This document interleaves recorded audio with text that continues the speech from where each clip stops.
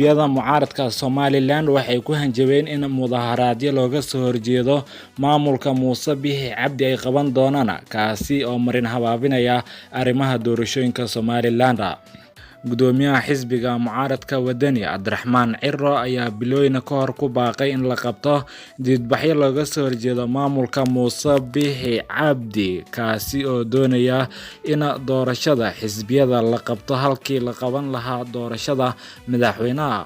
xubnaha mucaaradka Somaliland waxay sheegayaan in madaxweynaha uu doonayo waqti dheeri ah inuu sii joogo xafiiska maadaama ilaa haatan aan wax laga gaarin arinta doorashada madaxweynaha iyo tan xisbiyada. Guurtida Somaliland ayaa iyaga dhankooda doonaya in ay kala dhaxgalaan dhinacyada isku haya siyaasadda Somaliland, waxayna dhowr jeer baajiyeen in la qabto dibadbaxyo looga soo horjeedo maamulka Muuse Biixi Cabdi uu hogaaminayo oo mar labaad doonaya inuu ku soo laabto xafiiska, iyadoo madaxda mucaaradka ay sheegeen haddii la fulin waayo waxyaabihii hore ee lagu heshiiyey in ay qaban doonaan dibadbaxyo looga soo horjeedo maamulka Muuse Biixi.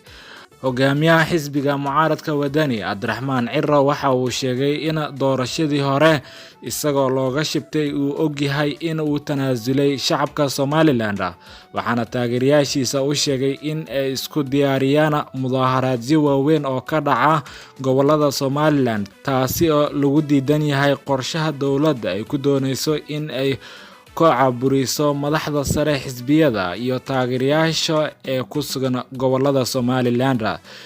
Siyaasiyiinta qaar ee Somaliland waxay sheegeen in arintan ay soo dhaxgali doonaan saaxiibada caalamka oo dadaal ku bixiyay sidii loo horumarin lahaa maamulka Somaliland. Midowga Yurub UK waxay doonayaan in ay kala dhaxgalaan dowladda iyo madaxda xisbiyada mucaaradka. Gudoomiyaha xisbiga UCIDA Faysal Cali Waraabe ayaa sheegay in axsaabta mucaaradka ay qaban doonaan dibadbaxyo nabadeed. Waxa uu sheegay in sharciga uu ogol yahay in mucaaradka ay qabsadaan dibadbaxyo, waxaana uu intaa ku daray in waqtigii Kulmiye iyo UCIDA mucaaradka wada ahaayeen ay mudaharaadyo rabshado wata ay qaban jireen. Waxa uu sheegay in loo baahan yahay in la isku duubnaado xilli uu ku andacooday in madaxweynaha Somaliland Muuse Biixi Cabdi uu waxyeeleynayo jiritaanka iyo wadajirka shacabka Somaliland.